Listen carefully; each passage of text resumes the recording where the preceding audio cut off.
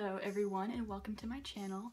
Today I'm going to be trying recipes by Rosanna Pansino. Her cooking show is called Nummies and I've been just obsessed with her channel lately. I just want to go ahead and say that I'm not showing you how to make these recipes. Rosanna already did that in her videos. I'm going to link all of them down below so you can watch her videos in case you want to make these recipes. I'm just testing them to see if they worked for me like they worked for her, and if they tasted good, etc, etc. And that's pretty much it. Let's just get into the video now. Alright, starting out with the Turkish delights, I'm lining my pan with plastic wrap and sprinkle with powdered sugar. Then I got my gelatin and cran raspberry juice, and I'm mixing cornstarch with water until it's nice and smooth. And then in my sauce pot, I got my sugar, water, and corn syrup. And then you take that over to the stove. While this is heating and while I'm stirring, I just want to tell you I did some research on Turkish delights, and this recipe is not traditional at all. The original recipe does not have any gelatin, no cran raspberry juice. It's actually rose water and only cornstarch. So I guess the reason she used gelatin and cran raspberry juice is just to make it taste better, make it a little bit easier to make. But anyway, you're going to want this to reach 240 degrees, and then you're going to add in your cornstarch.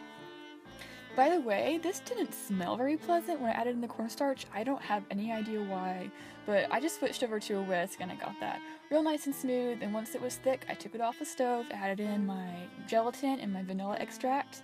Then I got my 3 drops of red food coloring, and then I just poured that into my pan. I used a spoon to skim off the bubbles like you said to do, and then off into the fridge to chill for about 5 hours or so. Now, freeze frame. I made a mistake when I was lining the pan with plastic wrap. When I poured the mixture in, it stayed between the 2 layers of plastic wrap, and it kind of peeled some of the mixture away, if that makes sense. But, I mean, I was able to salvage it. I've totally lost the footage. I don't know how it happened. But I'm using a pizza cutter. They were very sticky. They were very tacky. But, I managed. I mean, they didn't taste very good in the end. The texture was just too gelatinous, and the flavor just wasn't all there. And those two things mixed together just didn't really work out for me. My family didn't like it either, so I would say the recipe worked, but I would call it a fail because it just did not taste very good. Alright, now on to my butterscotch cinnamon pie. I put my sugar and my salt, and I use cinnamon instead of vanilla beans because I just couldn't find vanilla beans anywhere. I'm just mixing that into my flour, and now I'm cubing my butter. And I'm going to add that into the flour along with my shortening, and I'm just mixing that in with my fingers. This took me a long time, maybe about 10 minutes or so. You just want to mix it until it resembles like a nice coarse meal, I believe she said. And then I'm adding in my buttermilk a little at a time. I think I only used like 1/3 of the buttermilk the recipe called for. But you just want it to be like this. You want it to be firm, a little bit crumbly. And now I just take a piece of plastic wrap and I'm forming the dough into a disc on top of that.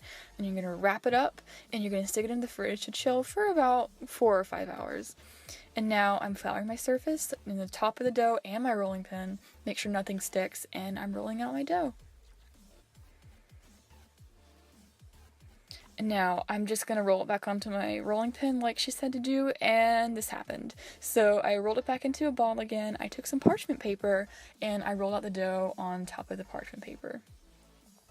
This worked out a lot better. It was easy to roll out on top of the parchment paper as well, as opposed to my granite countertop.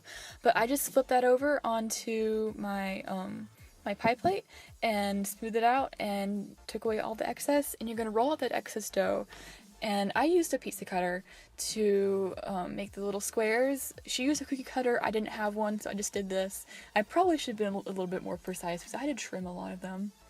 But I just took my egg wash and I stuck them onto the edge of my pie crust.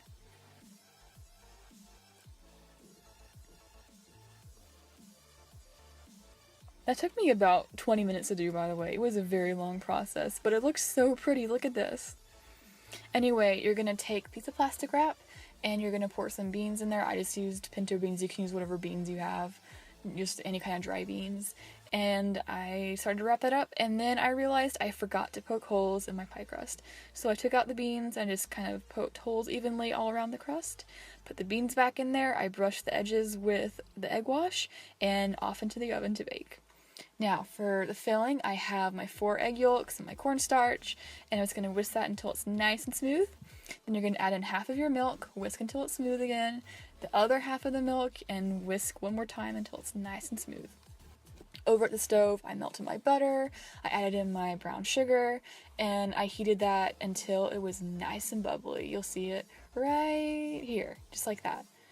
And then I added in my heavy cream. I stirred that in. Oh, this smelled so good, by the way, the caramel and the cream. And I switched over to a whisk just to make sure it was nice and smooth. And once that's all bubbly like that, you're going to add in your milk mixture, and you're going to whisk that and add in your cinnamon and your salt. Whisk one more time till it's nice and combined. And once that's thickened, it should look kind of like that. This is what it looked like for me. It didn't get any thicker than this, I don't believe. I added in my butterscotch chips, and I stirred that until they were all melted. It took a long time for them to melt. I kind of had to let it sit for a while just so they would have time to melt, but eventually they did melt. And I poured that into my prepared pie crust, and I had a lot of this pudding left over, so I went ahead and poured that into these cute little sundae dishes, and I just enjoyed those with my family.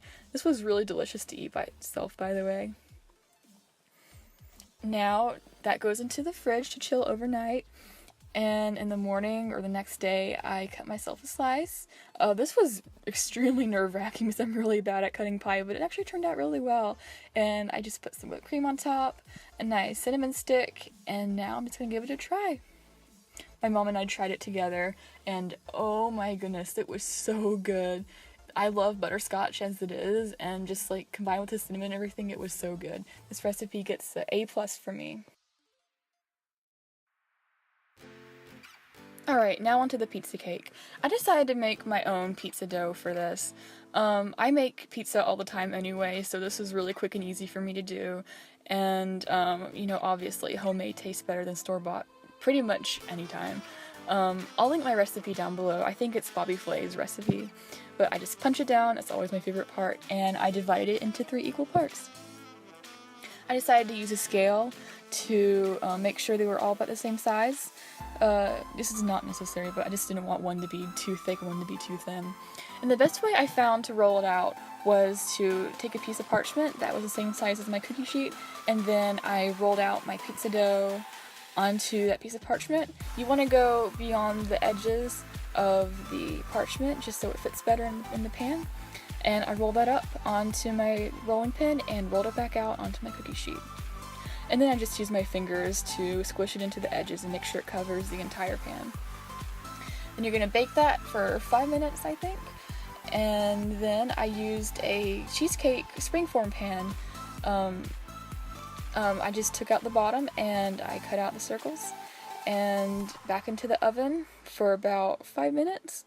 And then I used the excess crust that was left over to make the sides of the pizza because there was a lot and I didn't want to waste all of it. But anyway, now I'm just building up my pizza. I used our own homemade sauce, which is really delicious. I did try not to use too much sauce, but I think I actually could have used a lot more. It was kind of dry.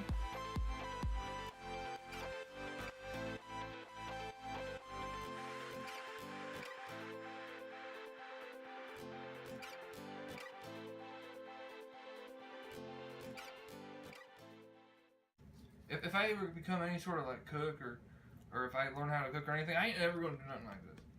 John, just eat now. No, I gotta take pictures. John, no, get out of my shot. But John, I'm hungry. You'll have to wait. Oh my goodness. Doesn't that look so amazing? My whole family really enjoyed this. This was probably my favorite thing that I made out of the 3 recipes. It was just so flavorful. It was so much fun to make. Anyway, thank you so much for watching. I hope you enjoyed the video, and I will see you in the next one. Bye!